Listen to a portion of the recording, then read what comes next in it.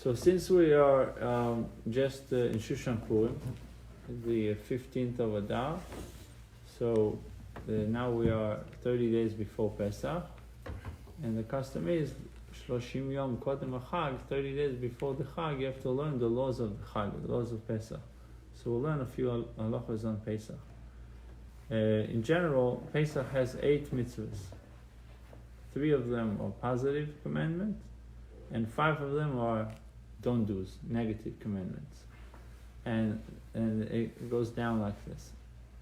Number 1 is not to eat chametz from noon, meaning leaven, anything that is that became leaven, from noon of the 14th of Nisan onward, right? Leva'er chametz is to obliterate chametz from existence from noon of the 14th of Nisan onward. Number 3 is not to have chametz sin in our possession during all the 7 days of Pesach. Not to have chametz found in our possession during all of the 7 days of Pesach. Shelo yira'eh, shelo yimatzeh. Not to see it, right? Not to have chametz seen, and not to have chametz found. Is that 1 or is that 3 different? 2. Not to have chametz seen is one command. Not to have chametz found in our possession during all the days of Pesach. Doesn't that mean bigvul echad, meaning your own chametz, right? You can walk into a store and see someone else's chametz. Actually, Chabad, what they try to do is they try to avoid buying on Pesach. Right. For a different reason though. If you buy something on Pesach, let's say you go to the supermarket, You don't see bread. and you're going with your kids or your wife, by mistake she took a cereal, put it in the... Yeah. She put a cereal box in your Shopping cart. That's an issue. So is it? We spoke yesterday. I can't take it. Kinda, it's yours. And you did a Kenyan. Yeah. You did a Kenyan. It's your chametz on Pesach. You just acquired chametz on Pesach. That is yours. But if you go into the Grove, they don't have any chametz in the... Yeah, if you go into a Jewish store, it's not a problem. The only thing is, what happens if they give you a box? Let's say they put all your groceries in a box, and in that box there's a piece of bread. You own that box now. You own that chametz. But they don't... You bought food. You bought food, and there was chametz in there.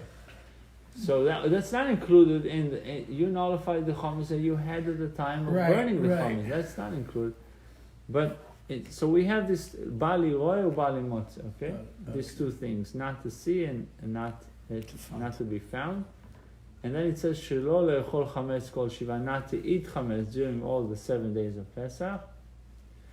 And number 6, we'll probably end off with these 8 things. It says during all of the 7 days of Pesach, not to eat a mixture of chametz and other food that contains kazais, an olive-sized portion of chametz, in an amount of the mixture which the size of a pras. What is the size of a pras? It says Sefer HaMitzvahs, Negative Commandments 198, and Sefer HaChinuch Mitzvah 12 regarding the obligation of obliterating such a mixture.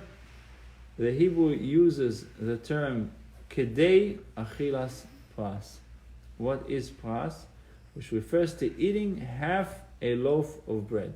This was actually used as knowing how much time usually takes you to eat half a loaf of bread, right?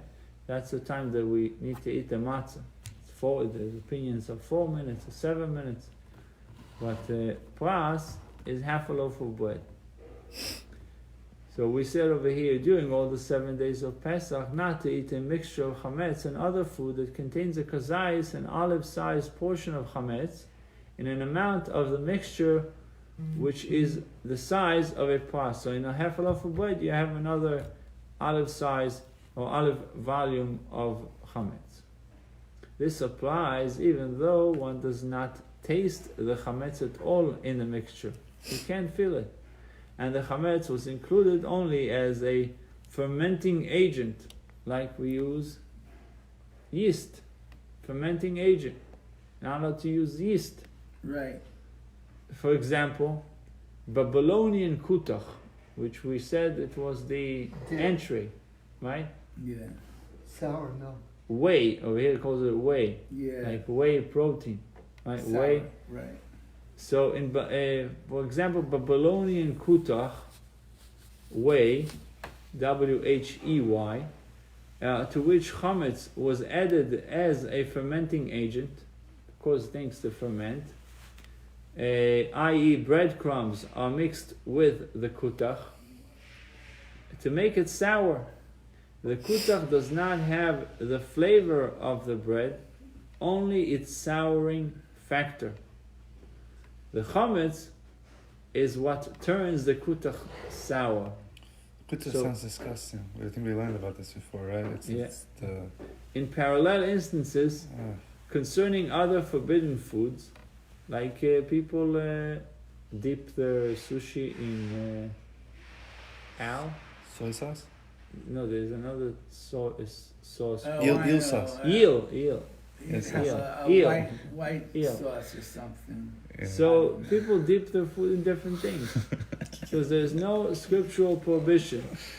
Nevertheless, the Torah ruled stringently regarding chametz on Pesach, stating, "Do not eat anything that is leavened, including even a mixture of chametz. However, one is only liable for koros when the mixture has the flavor of chametz, as is the law regarding other forbidden foods, as will be explained in section 442. Number 7 is to eat matzah on the night of the 15th of Nisan. And number 8 is to relate the story of Exodus from Egypt on that night. So we learned there are 8 things about Pesach, really 8 mitzvahs, 3 and 5, 3 positive and 5 negative. We said number 1 was not to eat chametz, number 2 was to obliterate chametz, number 3 is not to see chametz, number 4 was not allow chametz to be found, number 5 is not to eat chametz during all the 7 days of Pesach, and number 6 we said that even a mixture of chametz should not be eaten, and the difference between something that just ferments the food and something that gives it a taste, something that actually gives it flavor, is worse. And number 7 is to eat matzah on the night of the 15th of Nisan. And number 8 is to relate the story of Yetzias Mitzrayim, mitzvah l'saper b'Yetzias Mitzrayim, to relate the story, teach it to your children, and so on. I had an idea that maybe